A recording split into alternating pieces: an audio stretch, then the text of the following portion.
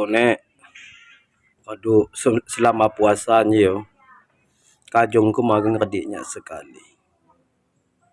oleh HP. Padahal ya tetap biasalah kalau memang suami istri itu ya duduk dekatan seperti biasa. Jisa semenjak puasa mak pernah lagi yang ngerdi dua api ngebane pernah nabi katanya api lah niku aku